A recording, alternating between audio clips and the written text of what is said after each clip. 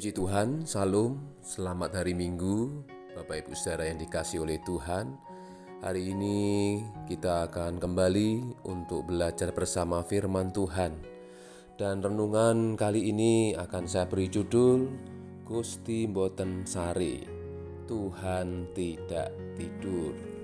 Suatu ungkapan yang bagus dan menarik untuk dikaji. Kita yakin pasti pernah mendengar tentang ungkapan ini. Dan seseorang mengungkapkan ungkapan ini tentu didasari dengan satu keyakinan bahwa ada Tuhan yang selalu ada. Dia melihat, mendengar, dan merasakan yang tidak dibatasi oleh ruang dan waktu. Berarti dia selalu ada atau omnipresent. Sungguh menarik ungkapan Gusti Mboten Sare. Dan ini menjadi pokok renungan kita. Mengapa dia tidak tidur? Karena dia memang adalah Tuhan. Dia Maha Kuasa, Dia Maha Hadir, Dia Maha Tahu. Dan Dia memang Tuhan satu pribadi yang harus kita akui keberadaannya sebagai pencipta segala sesuatu. Puji Tuhan, Bapak Ibu Saudaraku yang dikasihi oleh Tuhan. Saya akan bacakan satu perikop tentang keberadaan Tuhan yang selalu ada. Mazmur 121 ayat 1 sampai dengan yang ke-8. Firman Tuhan mengatakan, Tuhan penjaga Israel, nyanyian ziarah. Aku melayangkan mataku ke gunung-gunung, dan dari manakah akan datang pertolonganku? Pertolonganku ialah dari Tuhan yang menjadikan langit dan bumi. Ia takkan membiarkan kakimu goyah, penjagamu tidak akan terlelap. Sesungguhnya tidak terlelap dan tidak tertidur penjaga Israel. Tuhanlah penjagamu, Tuhanlah naunganmu di sebelah tangan kananmu. Matahari tidak menyakiti engkau pada waktu siang, atau bulan pada waktu malam. Tuhan akan menjaga engkau terhadap segala kecelakaan. Ia akan menjaga nyawamu. Tuhan akan menjaga keluar masukmu dari sekarang sampai selama-lamanya. Amin. Mazmur 121 ini tergolong dalam tulisan nyanyian ziarah. Nyanyian ziarah dilakukan oleh orang-orang Yahudi pada waktu mereka merayakan Hari Kudus dalam perjalanan naik ke Yerusalem. Dan tentunya nyanyian ziarah ini dinyanyikan oleh umat Israel, orang-orang Yahudi, untuk mengakui bahwa Allah mereka adalah Allah yang hidup, Allah yang memberikan segala-galanya dan menjadi sumber pertolongan bagi mereka. Puji Tuhan, Bapak Ibu Saudaraku, dari kitab Mazmur ini kita bisa melihat bagi kita orang-orang percaya Allah Israel adalah Allah yang hidup, Allah yang berkuasa. Dia adalah Allah yang sesungguhnya. Sehingga sebagai orang-orang percaya kita meyakini hanya Dia Tuhan sumber pertolongan kita. Mengapa dikatakan Gusti Mboten Sare, Tuhan tidak tidur? Karena Dia adalah Tuhan sumber pertolongan kita. Ini yang menjadikan kita yakin sebagai orang-orang percaya bahwa Tuhan adalah sumber segala-galanya. Dari ayat 1 sampai 2 dikatakan bahwa pertolonganku ialah dari Tuhan yang menjadikan langit dan bumi. Dari manakah datang pertolonganku? Dari Tuhan. Jadi yang pertama yang ingin saya sampaikan, jika Gusti Mboten Sare, Tuhan tidak tidur, karena kita meyakini bahwa Dia adalah Tuhan sumber pertolongan kita. Ibrani pasal yang keempat ayat 16 kita akan membaca ayat ini.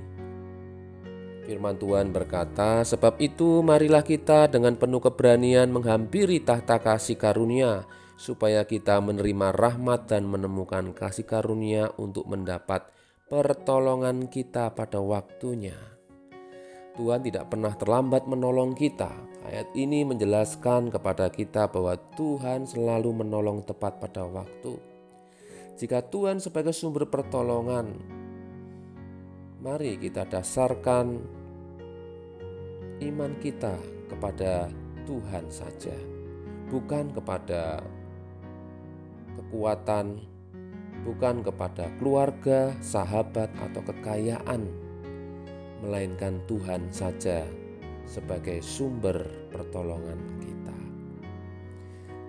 Itulah sebabnya kenapa renungan kali ini saya beri tema Gusti Mboten Sari, karena Dia melihat kehidupan kita. Dia juga ikut merasakan apa yang kita alami. Kemudian poin yang kedua, Tuhan adalah penjaga kita. Kembali kita akan melihat di dalam kitab Mazmur 121 tadi, firman Tuhan mengatakan, "Tuhanlah penjagamu, Tuhanlah naunganmu di sebelah tangan kananmu." Ya, ayat ini menekankan bahwa hanya Tuhan saja sebagai penjaga hidup kita. Ya, Dia adalah penjaga hidup kita. Ayat 8 dikatakan, "Tuhan akan menjaga keluar masukmu dari sekarang sampai selama-lamanya." Dia akan menjaga dan memelihara kita ketika kita mengandalkan Tuhan. Jika kita yakini Dia tidak pernah tertidur, Dia melihat seluruh kehidupan kita. 1 Petrus 1 ayat 5 mengatakan, "Yaitu kamu yang dipelihara dalam kekuatan Allah karena imanmu, sementara kamu menantikan keselamatan yang telah tersedia untuk dinyatakan pada zaman akhir." Ini bukti daripada penyertaan Tuhan sampai akhir zaman, karena Dia yang akan memberikan kita kekuatan, Dia yang akan memelihara kita sambil kita menanti-nantikan keselamatan. Inilah bukti daripada penjagaan Tuhan atas hidup kita. Matius 10 ayat 30 sampai 31. Firman Tuhan berkata, "Dan kamu, rambut kepalamu pun terhitung semuanya. Sebab itu janganlah kamu takut, karena kamu lebih berharga daripada banyak burung pipit." Luar biasa Bapak Ibu Saudaraku. Ayat ini meneguhkan kepada kita bahwa Tuhan adalah pemelihara kita, penjaga kita. Dialah yang layak menjadi Tuhan dalam hidup kita. Dialah yang menjadi penopang dalam seluruh kehidupan kita. Mari kita yakini dalam hidup kita, jika Tuhan selalu ada dalam hidup kita, janganlah kita khawatir, janganlah kita gentar, takut, melainkan semakin percaya bahwa Dia itu selalu ada bagi kita dan pertolongannya tidak pernah terlambat dalam hidup kita. Jika hari-hari ini kita mengalami banyak persoalan, seolah-olah tidak ada pertolongan, tidak ada jaminan, tapi mari jadikan Dia Tuhan yang berkuasa atas hidup kita, karena Dia selalu melihat, Dia selalu ada, dan Dia ikut merasakan apa yang kita alami. Seperti umat Israel, apapun yang mereka lakukan, Tuhan selalu ada bagi mereka.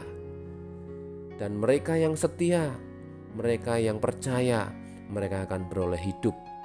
Tapi mereka yang tidak percaya dan mereka yang tidak setia, mereka akan binasa dalam perjalanan iman mereka. Dan ini satu pelajaran bagi kita semua anak-anak Tuhan. Mari dalam perjalanan hidup iman kita semakin yakin bahwa Tuhan selalu ada bagi kita.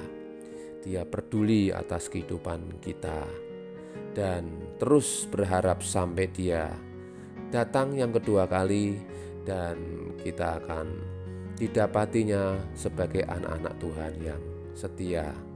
Oleh sebab itu, renungan kali ini saya katakan Gusti mboten sari. Dia peduli atas hidup kita. Dia mengerti akan setiap kebutuhan kita. Dia tahu apa yang kita perlukan. Oleh sebab itu, yakinlah, percayalah bahwa Tuhan sanggup menolong kita. Haleluya.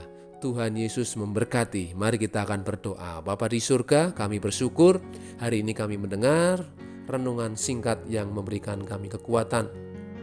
Ajar untuk kami semakin percaya bahwa kuasa-Mu sanggup menolong kami. Berkati anak-anak-Mu yang hari-hari ini sedang mengalami keraguan, mengalami kekhawatiran. Biarlah kami semakin percaya bahwa Tuhan selalu ada dalam hidup kami. Terima kasih Tuhan, terima kasih. Kami serahkan hidup kami, biarlah berkat damai sejahtera Tuhan melimpah-limpah atas hidup kami. Di dalam nama Tuhan Yesus, Engkau memberkati kami semua. Haleluya, amin.